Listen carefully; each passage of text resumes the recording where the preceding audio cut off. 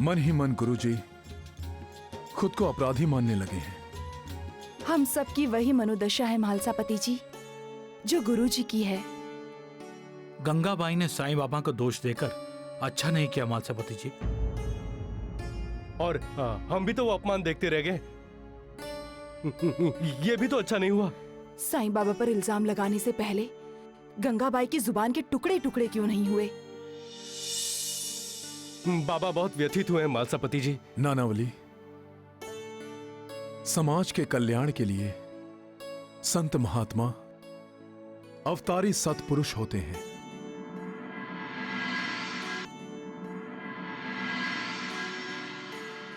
लोग उन पर पत्थर फेंकते हैं और वो उस पत्थर को फूल की तरह स्वीकार करते हैं। लोग उन्हें उल्टा सीधा बोलते हैं, फिर भी वो उसका बुरा नहीं मानते, बल्कि अपनी महानता का साक्षात्कार करवाते हुए उन्हें अपना भक्त बनाते हैं। अक्कलकोट से श्री स्वामी समर्थ के वामन बुआ नाम के एक परम भक्त थे। नासिक की पंचवटी में वो श्री स्वामी समर्थ के दर्शन करने गए थे। तब उन्हें पता चला कि कीमिया करने वाला एक सन्यासी नासिक में आया हुआ है। किमिया करने वाला? सोना बनाने की क्रिया करने वाला किमियागार। वामन बुआ अपने मित्र के साथ उस किमियागार से मिलने गए। प्रणाम। आओ। मैं जानता हूं कि तुम सोना देखने आए हो। आप सचमुच कीमिया करते हैं? तुम्हारा यह प्रश्न मेरा अपमान कर रहा है। मैंने सिद्धि प्राप्त की है। रघुपति, इन्हें सोना कैसे बनता है वो दिखाओ।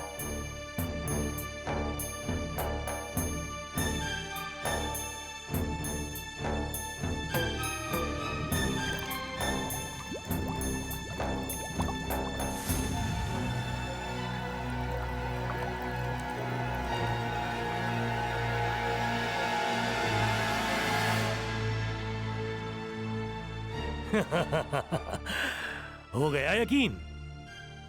हम हर रोज 3 से 4 तोला सोना बनाते हैं। तुम जानते हो कि मेरे जैसा श्रेष्ठ और कोई नहीं, क्योंकि मैं एक महान सिद्धि को प्राप्त किया हुआ साधक हूं। जो किमिया करने की सिद्धि प्राप्त कर लेता है वही महान होता है। कहने का मतलब है कि जो किमिया कर सकता है वही साधु महात्मा है, वही अवतारी सत्पुरुष योगी है। भिक्षा मांगकर अपना निर्वाह करने वाला कभी साधु नहीं होता, और जिस पर ईश्वर का अनुग्रह होता है वो कभी भिक्षा नहीं मांगता। आप पर यदि ईश्वर का अनुग्रह है तो आप किमिया से सोना क्यों बनाते हैं? किमिया करने के लिए आपने संन्यास लिया है। अगर संन्यास लिया है तो आप किमिया क्यों करते हैं? क्या एक सन्यासी का धातु स्पर्श करना उचित है? तुम मेरा अपमान कर रहे हो। आप भी तो अपने आप को श्रेष्ठ मानकर और दूसरे को तुच्छ मानकर दूसरे का अपमान कर रहे हो। नाम क्या है तुम्हारा? वामन राव वाम्बोरीकर। मेरे ख्याल से तुम्हारा कोई गुरु है, और तुम्हें ऐसा लगता है कि मुझसे उनका अपमान हुआ है। अक्कलकोट के स्वामी समर्थ मेरे गुरु हैं। परमेश्वर के साक्षात अवतार हैं वो। क्या वो सोना बनाने की किमिया जानते हैं? स्वामी समर्थ खुद पारस हैं। उनके छूने पर पत्थर का भी उद्धार हो जाता है। सोने की क्या बात है? अक्कलकोट जाइए, स्वामी समर्थ तुम्हें समझाएंगे कि किमिया क्या होती है। तुम्हें इतना भरोसा है अपने स्वामी समर्थ पर? तो मैं खुद जाकर तुम्हारे स्वामी समर्थ की परीक्षा लूंगा। परीक्षा लेगा? इतना अहंकार! कोयला हो जाओ, कोयला। अब सोना देखो वामन राव, सोना देखो। तुम अपने गुरु को छोड़कर मुझे अपना गुरु बना लोगे। देखो।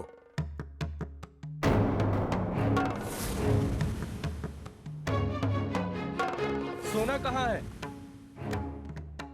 ये तो कोयला है, सोना कहाँ है? तुमने हमारे साथ घात किया है, मैं तुम्हें मार दूंगा। आज तक मेरी कोई सिद्धि असफल नहीं हुई और आज बना बनाया सोना कोयला बन गया। मैं तुम दोनों को जीवित नहीं छोड़ूंगा। स्वामी महाराज! स्वामी महाराज!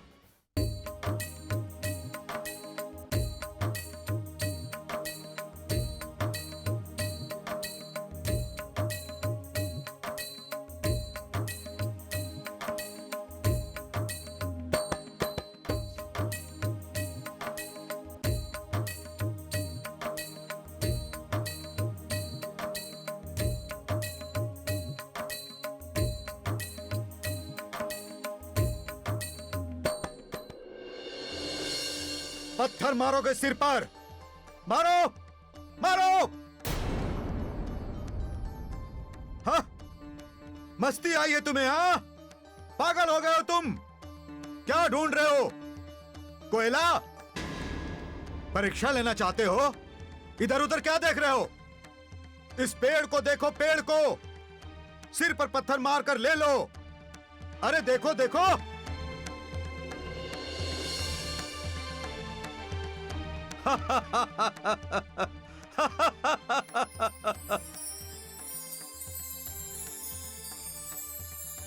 स्वामी महाराज, ये तो सच में सोना है।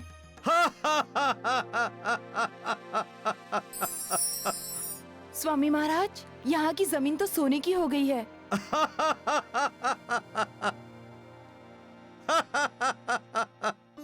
मुझे माफ कर दीजिए स्वामी महाराज, अनजाने में मैंने आपका अनादर किया। मुझे माफ कर दीजिए स्वामी महाराज और इस शरणागत को अभय दान दीजिए।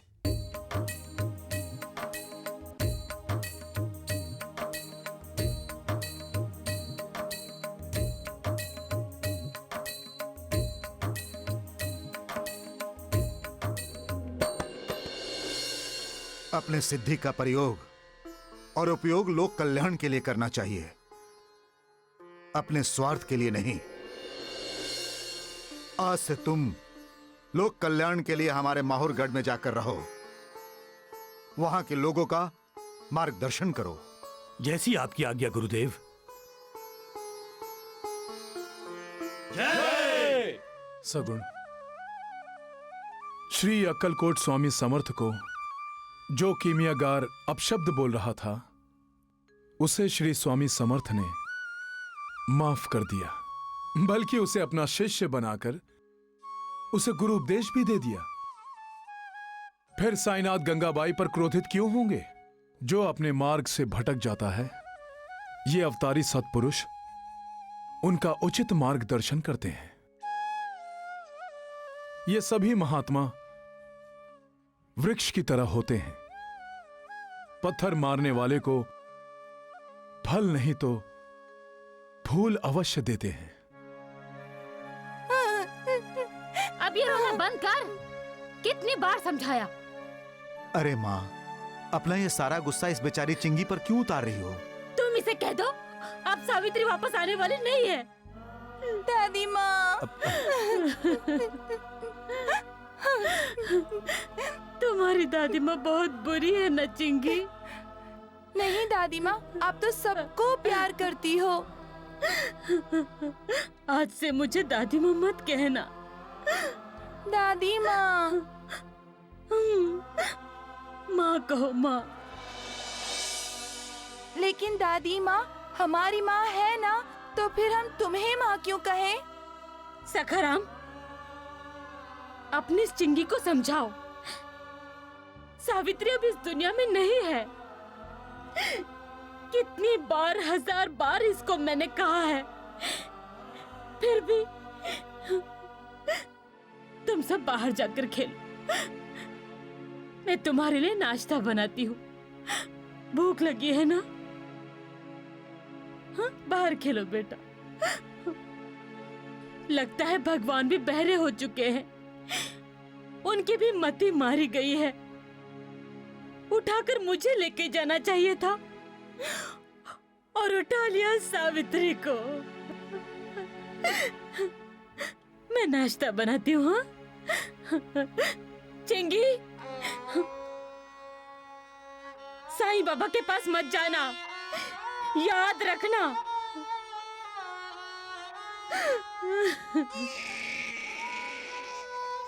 रो ले बेटा, तू भी जी भर के रो ले। माँ,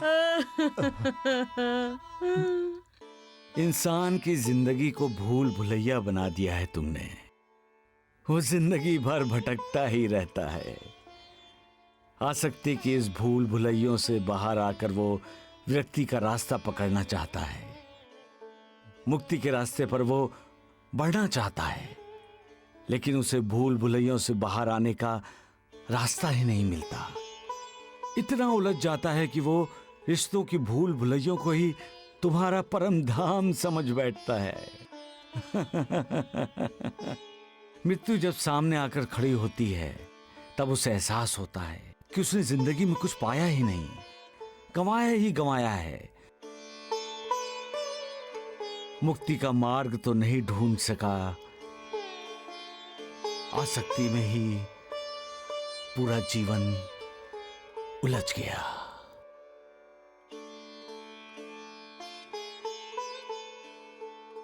द्वारिकानाथ जी,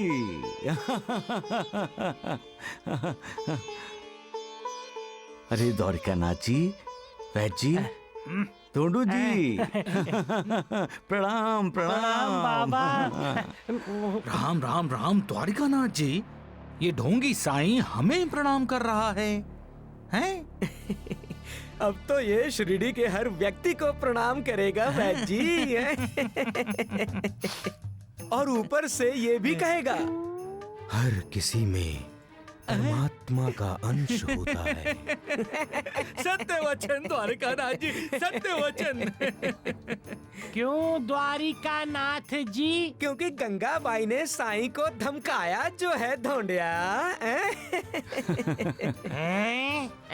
गंगाबाई ने इसके ढोंग और पाखंड की पोल खोलकर सबके सामने रख दी, क्योंकि इसने सखाराम की पत्नी को बचाने की कोशिश तक नहीं की। हाँ, गंगाबाई की क्रोध से बचकर रहना साईं, बड़ी सिरफिरी है, सिर पे पत्थर भी मार सकती है। क्यों वैद्य जी? हाँ हाँ, मारने दो द्वारिकानाथ जी, मारने दो। हाँ मारने दो। हाँ ढोंडू जी, आप हैं ना इलाज करने के लिए, मतलब वैद्यराज ढोंडू जी। आपको मेरी चिंता है, ये सुनकर मैं धन्य हो गया वैद्य जी। आप जैसा शुभ चिंतक मेरे अड़ोस पड़ोस में हो तो मुझे चिंता छोड़ देनी चाहिए वैद्य जी।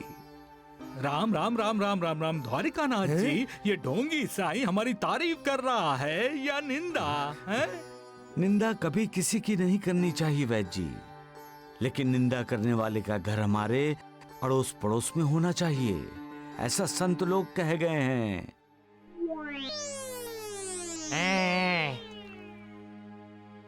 क्योंकि निंदा करने वालों की वजह से ही हमें अपने दोषों का, गलतियों का पता चलता है। साईं हमारी निंदा मत करो, समझे?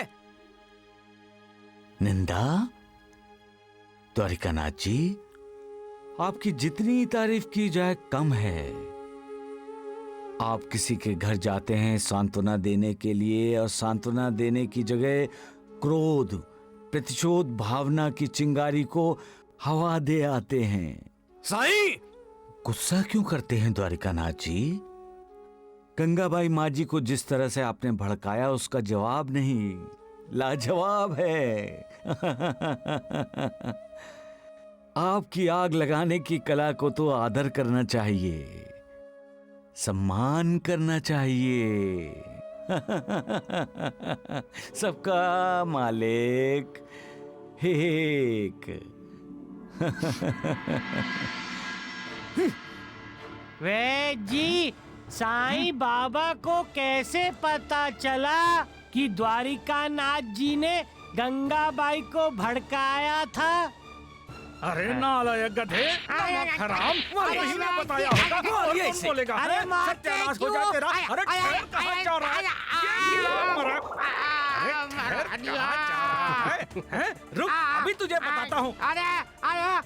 सत्यानाश हो जाए तुम्हारा, गधे कहीं क्या है?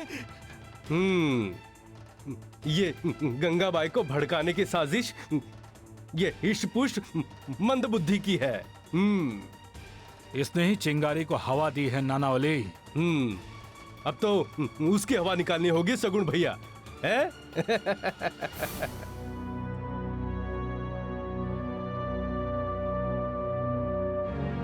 जमींदार साहब, अब मैंने जानकी की कोई मदद नहीं की। जानकी की मदद करने के लिए रघुराम और जानकी का गांव में होना जरूरी है मालू दीदी। मतलब? वो दोनों मजबूर होकर गांव छोड़कर चले गए हैं। मैंने तुम्हें इसलिए बुलाया है कि तुम अंबिका को ढूंढकर घर वापस ले आओ। अंबिका मौसी को? वो कहाँ चली गई? वो उन दोनों को ढूंढने गई है। मुझे उसी की चिंता हो रही है। मैं जानता हूं रघुराम और जानकी के मायके अस्त गांव गए होंगे, लेकिन अंबिका वो कहीं कुछ कर ना बैठे। देखो, तुम पैसों की बिल्कुल चिंता मत करो, मैं तुम्हारे जाने का इंतजाम भी कर दूंगा। मुझे तुम पर भरोसा है मालू दीदी। मेरा परिवार बिखर रहा है, उसे इकट्ठा करने में मेरी मदद करो। अपना परिवार इंसान की ताकत है, शक्ति है। परिवार सुदृढ़ हो तो इंसान का मन भी सुदृढ़ होता है। परिवार सुदृढ़ हो तो इंसान का स्वास्थ्य भी ठीक रहता है। सुदृढ़ और हंसता खेलता परिवार इंसान को मानसिक शांति और समाधान देता है। जिस परिवार के सदस्य एक दूसरे का आदर करते हैं, एक दूसरे से ईर्ष्या नहीं करते, उस परिवार से मालिक को भी प्यार हो जाता है, लगाव हो जाता है। मालिक भी ऐसे परिवार का सदस्य बनने की इच्छा रखता है। मालिक भी ऐसे परिवार में निवास करना चाहता है। ऐसे घर में मालिक का आशीर्वाद होता है। ऐसे परिवार में बरकत ही बरकत होती है। सबका मालिक एक।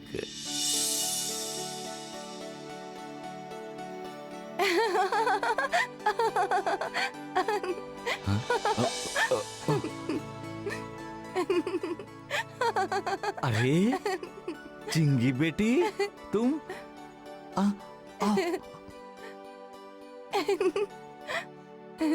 आप किससे बात कर रहे थे साईं बाबा? मेरी माँ से ना? बैठो। मैं मालिक से, भगवान से बातें करता हूँ चिंगी बेटी।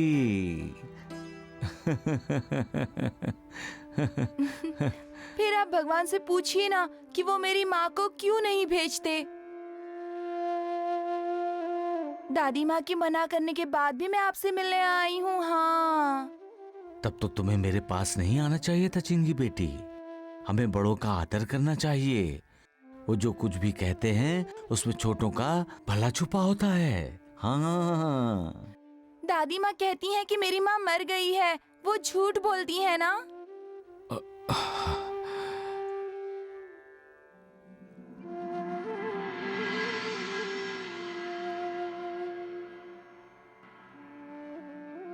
चिंगी बेटी, कुछ खाओगी?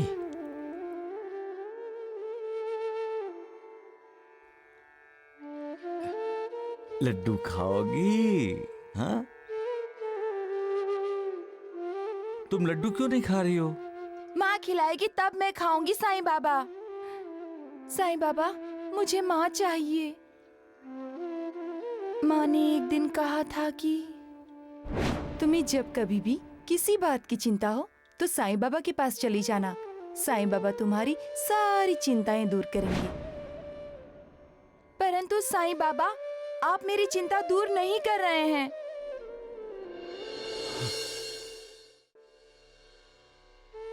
भूख लगी है ना?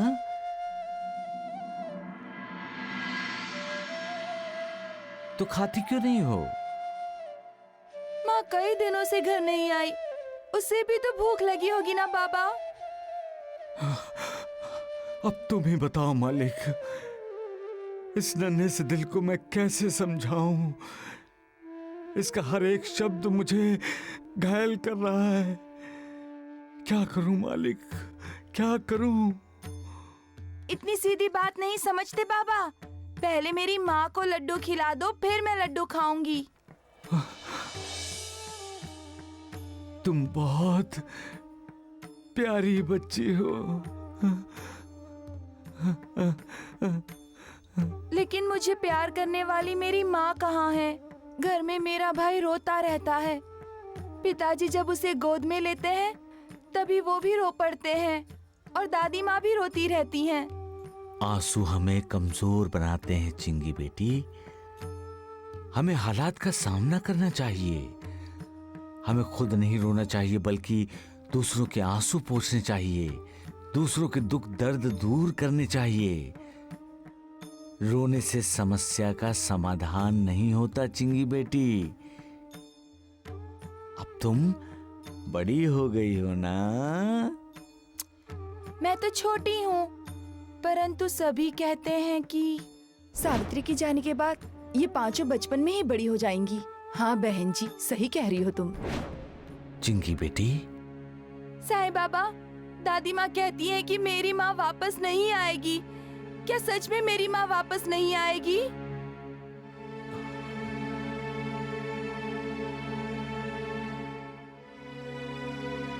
चिंगी, चिंगी, साईं बाबा मेरी माँ आ गई, मेरी माँ आ गई साईं बाबा।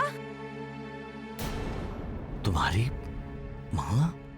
चिंगी, यहाँ आओ चिंगी, जल्दी। मौसी, मौसी, मौसी? मौसी, मौसी, मौसी, मेरी माँ मर गई है मेरी माँ। नहीं बेटा, नहीं, ऐसा नहीं बोलते। मैं हूँ ना। देखो, रोती नहीं है। चलो चलो तुम्हारे घर चलते हैं। वहाँ पे तुम्हारे पिताजी और दादी तुम्हारा इंतजार कर रहे होंगे। नहीं, चलो।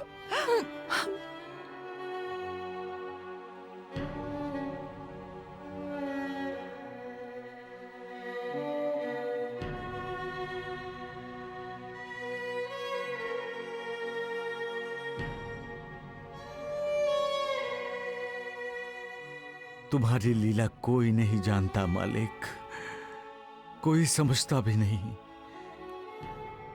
कौन से प्यादे को तुम कहां से कहां लगाओगे, किसको वजीर बनाओगे, कोई नहीं जानता।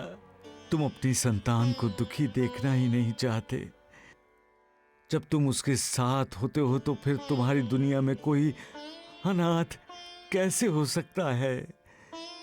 कोई कहता है कि तुम बेरहम हो, निर्दयी हो, लेकिन आज तुमने ये साक्षात्कार हर किसी को करवा दिया होगा कि तुम तो रहम दिल हो, कृपालु हो, दयालु हो, करुणाकर हो। तुम्हारे दिल में तो दया का समुंदर बह रहा है, जो कभी खाली होता ही नहीं है, जिसकी लहरें सदा ऊंची ही उठती हैं, कभी नीची नहीं होती, आगे ही बढ़ती हैं, पीछे कभी नहीं हटती। उसमें सदा ज्वार ही होता है, भाटा कभी नहीं होता। आज तुमने संतों के वचन की प्रतिष्ठा बढ़ा दी है मालिक। संत कहते हैं कि मालिक हर तरफ हर घर में जा नहीं सकता, इसलिए मालिक ने मां का निर्माण किया है और उसे घर घर में भेज दिया है। संतों का ये वचन आज तुमने सत्य कर दिया है मालिक। ये साईं बाबा तुम्हारा कृतज्ञ है मालिक। दुनिया भर के लोगों पर इसी तरह अपनी कृपा बनाए रखो मालिक। तुम्हारी इस लीला ने मुझे एक नई उम्मीद दी है, नया जोश दिया है। आज मैं जान गया हूं मालिक कि दुनिया में मैं अकेला नहीं हूं। मेरा साथ अब मालिक तुम दे रहे हो। तुम्हारी जय हो मालिक, तुम्हारी जय हो।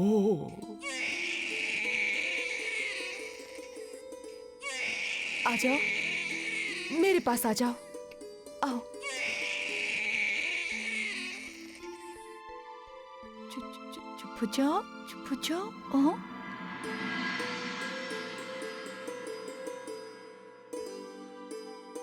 मौसी, तुम्हारी गोद में आते ही खंडू चुप हो गया। खंडू? इन बच्चों ने प्यार से इसका नाम खंडू रखा है। सावित्री बेटी की मरने की खबर मिली तो हम पर जैसे पहाड़ ही टूट पड़ा हो। हम पर तो सच में पहाड़ टूट पड़ा है खंडू के नाना जी। सावित्री दीदी कहती थी कि जब बेटा होगा तो उसका नाम साईनाथ रखेंगी। नाम मत लो उस साईं बाबा का, उसकी वजह से तुम्हारी बहन मर गई। माँ, क्यों उल्टा सुल्टा बोलती रहती हो? सच बोलने से क्या डरना सखाराम? साईं बाबा ने क्या किया? वो बचा सकता था, लेकिन उसने सावित्री को नहीं बचाया। ढोंगी है साईं बाबा, पाखंडी है, नौटंकी करता रहता है। हम उसका नाम क्यों रखेंगे? मौसी, अब माँ वापस आएंगी ना? तुम तो उसकी प्यारी बहन हो, तुमसे मिलने आएंगी ना माँ?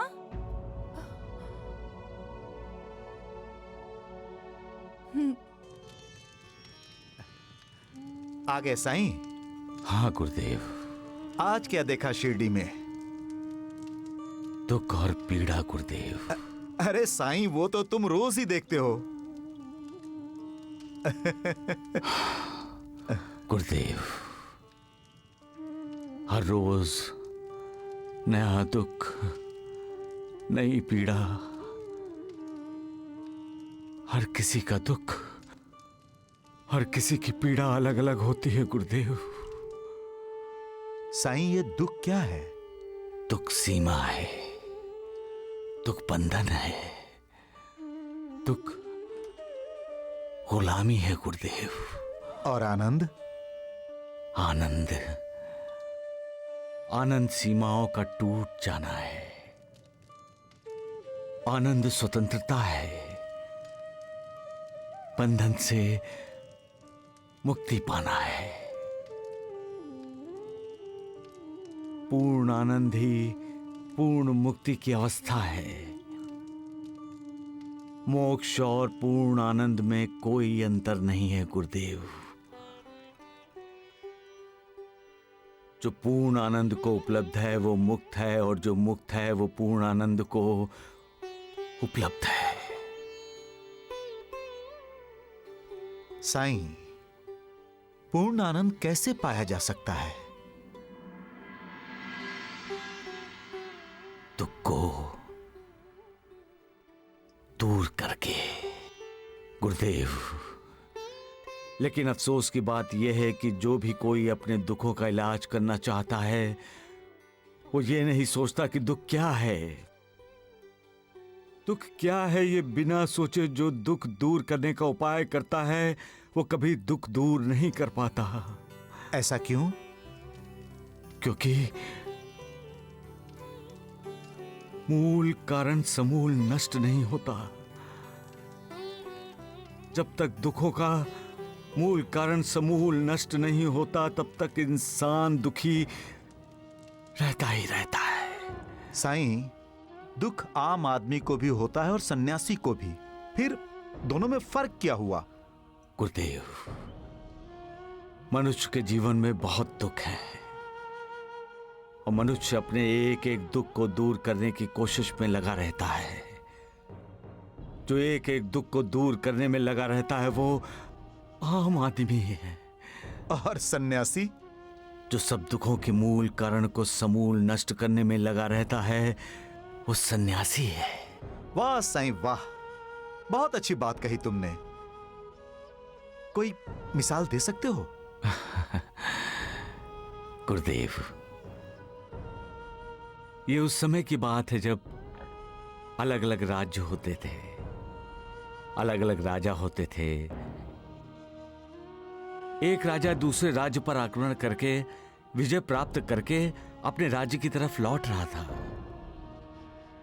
उसने अपने अमात्य से कहा, अमात्य, हम इस राज्य के सभी साधु सन्यासियों को अपने राज्य में ले जाना चाहेंगे, ताकि साधु सन्यासियों को देखकर हमें अपनी इस विजय की याद आती रहे।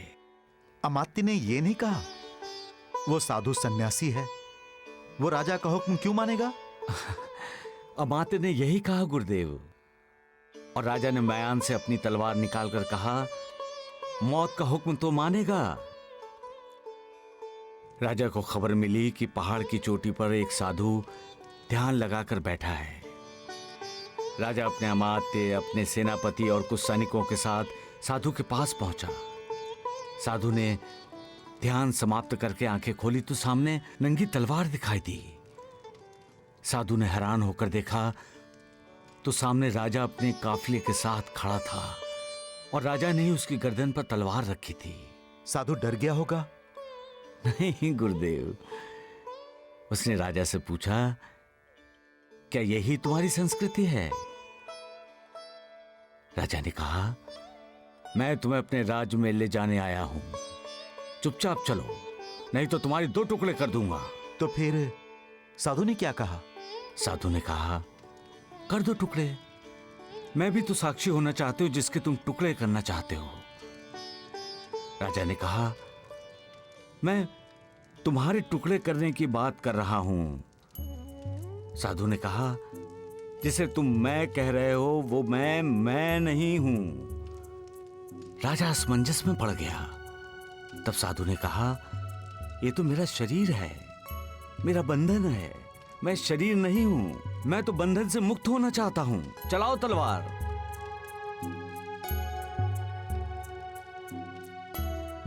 जब तक हम अपने आप को शरीर समझते रहेंगे तब तक दुखी होते रहेंगे, क्योंकि सारे दुखों का मूल, सारे दुखों की जड़ ये शरीर है। हम समझते हैं कि शरीर हमारी पहचान है, परंतु हमारी पहचान है हमारी आत्मा, जो हमारे शरीर के अंदर है गुरुदेव। इसलिए जब तक इंसान ये समझता है कि मैं शरीर हूं, तब तक वो इस दुनिया में होता है। जब इंसान को साक्षात्कार हो जाता है कि वो शरीर नहीं है, तब वो मोक्ष के रास्ते पर चल पड़ता है। मोक्ष, मुक्ति का अर्थ ही है शरीर को त्यागना, शरीर को भूल जाना, और शरीर को भूलने का अर्थ है दुख, पीड़ा, कष्ट, इनको झेलना। सबका मालिक एक। सत्य वचन द्वारिकानाथ जी, सत्य वचन। वैद्य जी, वो गंगाबाई साईं बाबा को कभी क्षमा नहीं करेगी। कभी नहीं, कभी नहीं। बल्कि वो तो उसकी बदनामी का ढोल पूरी शिरडी में बजाएगी। और साईं बाबा को ये अफसोस होगा कि वो किस अशुभ मुहूर्त में फिर से शिरडी में कदम रखा है। सत्य कहा आपने। लेकिन वैद्य जी, आपने किस अशुभ मुहूर्त में द्वारिकानाथ जी का साथ देना शुरू किया था? अरे नारायण गधे, तू कहना क्या चाहता है? तेरे कहने का मतलब क्या है? अरे मेरे कहने का मतलब समझाने के लिए महर्षि राम प्रसाद और महर्षि लक्ष्मण प्रसाद आ रहे हैं। जय हो। चलो अभी दिखाते हैं उन दोनों को। ये दोनों हमें इस तरह घूर क्यों रहे हैं द्वारिकानाथ जी? मुझे क्या पता, मैं क्या बोलूं वैद्य जी? मैं बकरी की तरह क्या कर रहे हैं द्वारिकानाथ जी? नानावली सामने ही है, मारिए, मार के दिखाइए, जाइए।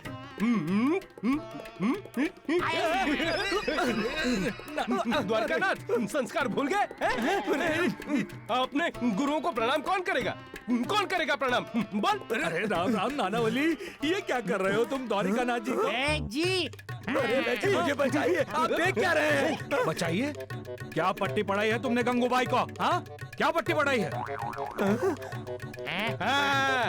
क्या कहा था कि सावित्री बाबा की वजह से मर गई? गधे, नालायक, चल मेरे पैर में गिरकर मुझसे माफी मांग। मुझे क्षमा कर दीजिए गुरुदेव। अरे छोड़ दो। और महर्षि लक्ष्मण प्रसाद से क्षमा याचना कौन करेगा? अब लक्ष्मण प्रसाद से माफी मांग, चल। मुझे क्षमा कर दीजिए गुरुदेव, क्षमा कर दीजिए। अरे राम राम राम, अभी तो असली गुरुदेव से क्षमा मांगना बाकी है। उनसे क्षमा तुमने कहाँ मांगी है द्वारकानाथ? असली? तो असली गुरुदेव कौन है नानावली? कौन है? अभी बताते हैं, ये रहे। अरे राम राम राम द्वारिकानाथ जी।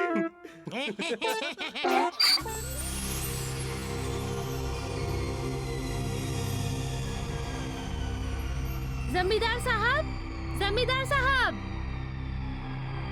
जमींदार साहब। मालू, अंबिका का कुछ पता चला? हाँ जमींदार साहब। कहाँ है वो? बैलगाड़ी में।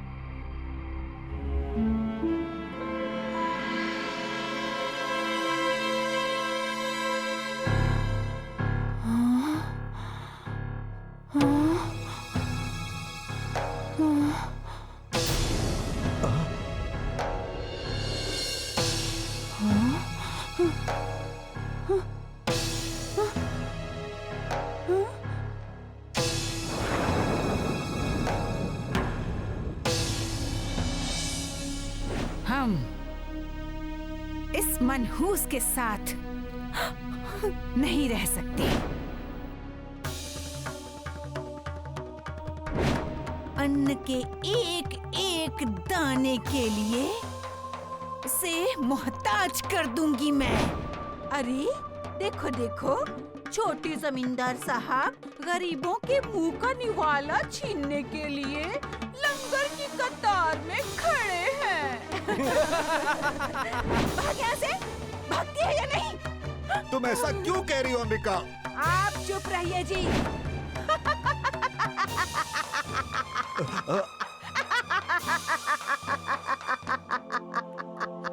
तुम इस तरह हंस क्यों रही हो अंबिका?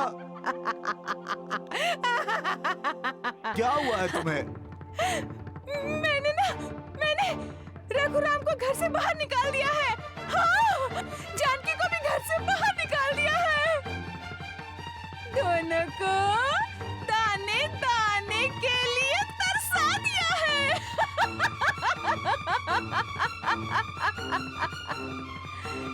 जमींदार साहब, आप ना मुझे भी घर से निकाल दीजिए। हाँ।